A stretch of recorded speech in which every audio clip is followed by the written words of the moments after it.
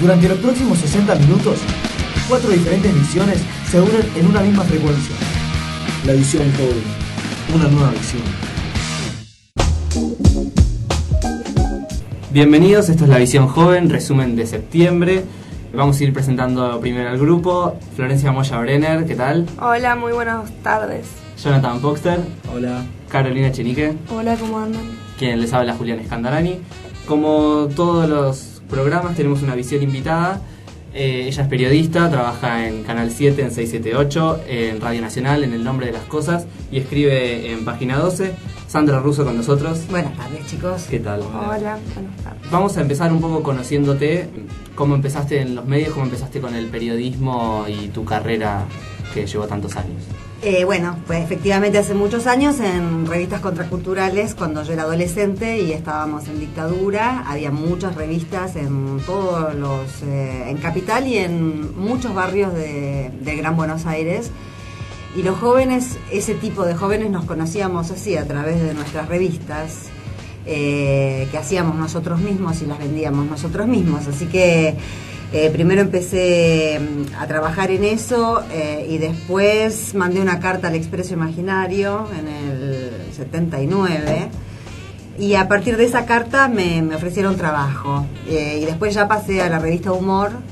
Todavía era la dictadura, pero ya Humor empezaba a insinuarse, ya era una revista de oposición claramente.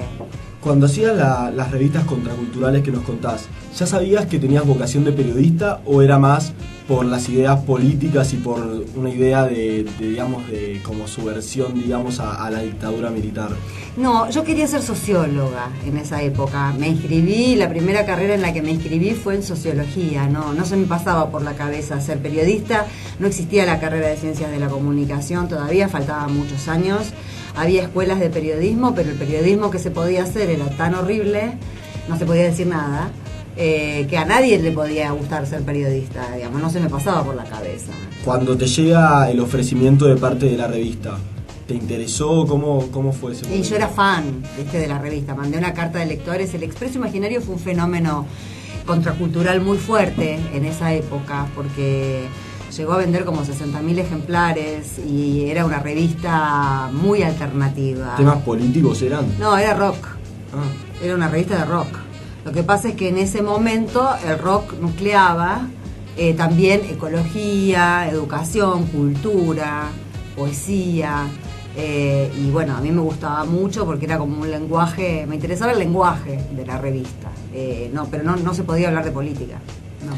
¿Cómo fue el momento que recibiste la noticia de que te ofrecieron el trabajo para trabajar en la revista? En realidad el ofrecimiento no fue para ser periodista, porque yo no lo era. Me ofrecieron ser jurado de un concurso de poesía joven, que también era una manera de estar ya dentro de la redacción. Y bueno, nada, al mismo tiempo la revista contracultural en la que yo trabajaba se había unido con otra revista y teníamos una redacción que quedaba en Chacarita, que nos ayudaba el padre de uno de los chicos a alquilar la redacción. Había mucha gente, muchos chicos uruguayos que directamente vivían en la redacción.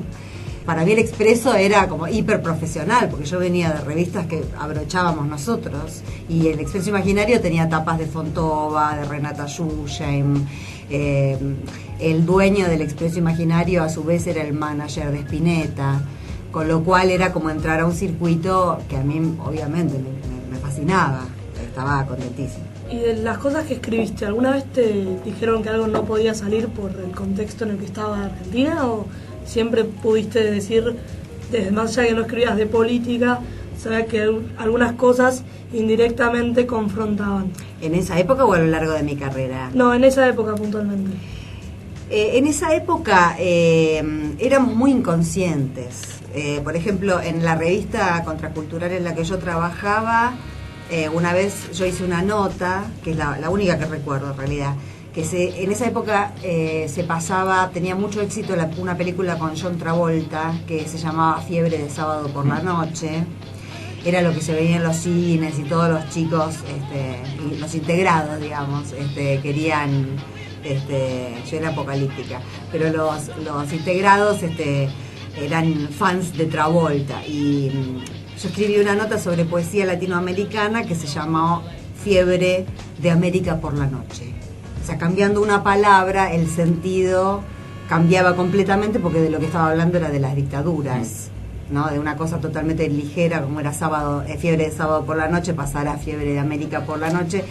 Pero era básicamente una nota sobre un poeta peruano, Javier Heró, que a mí me habían llegado los poemas y eran maravillosos y siguen siendo maravillosos, pero yo era muy chica y desconocía completamente que el pibe había sido un guerrillero peruano, yo no sabía.